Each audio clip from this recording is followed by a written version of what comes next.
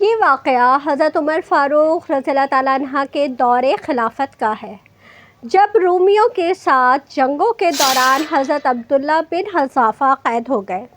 رومی بادشاہ، جسے عموماً ہرقل کہا جاتا ہے، نے انہیں لالچ دیا۔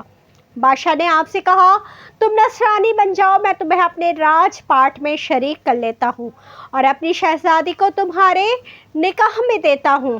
عبداللہ بن حذافہ نے جواب دیا کہ یہ تو کیا، اگر تو مجھے اپنی بادشاہت دے دے اور تمام عرب کا راج بھی مجھے سونپ دے، اور یہ چاہے کہ میں ایک آنکھ جھپکنے کے برابر بھی اپنے دین محمدی صلی اللہ علیہ وآلہ وسلم سے پھر جاؤں، تو یہ بھی ناممکن ہے۔ بادشاہ نے کہا کہ پھر تجھے قتل کر دوں گا۔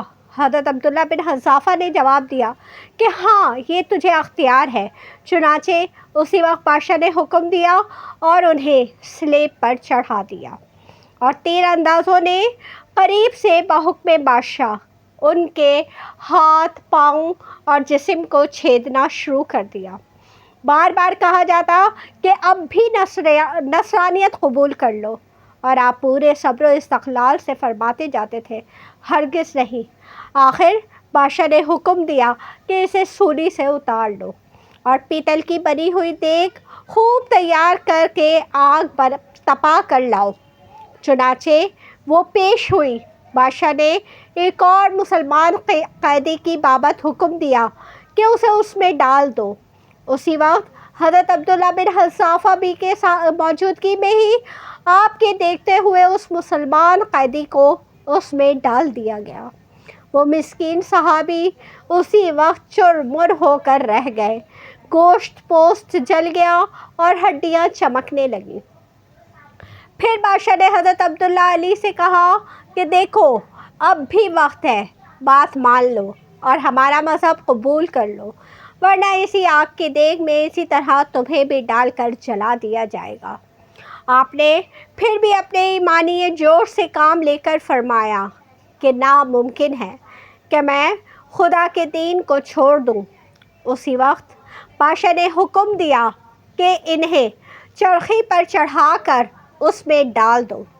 جب یہ اس آگ میں ڈالے جانے کے لیے چرخی پر اٹھائے گئے تو بادشاہ نے دیکھا کہ ان کی آنکھوں سے آنسو نکل رہے ہیں۔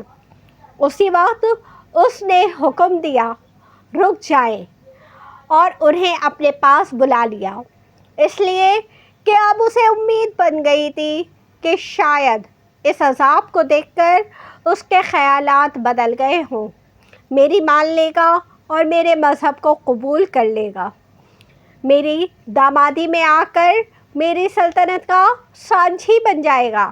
لیکن بادشاہ کی یہ تمنا بے سود نکلی۔ حضرت عبداللہ نے فرمایا کہ میں صرف اس وجہ سے رویا تھا کہ آج ایک ہی جان ہے جسے راہ خدا میں اس عذاب کے ساتھ قربان کر رہا ہوں۔ کاش میرے روئے روئے میں ایک ایک جان ہوتی تو آج سب جانیں راہ خدا میں اسی طرح ایک ایک کر کے فدا کر دیتا۔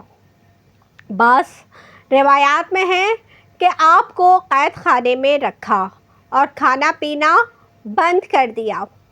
کئی دن کے بعد شراب اور خنزیر کا گوشت بھیجا، لیکن آپ نے اس بھوک پر بھی اس کی طرف تو توجہ نہ فرمائی۔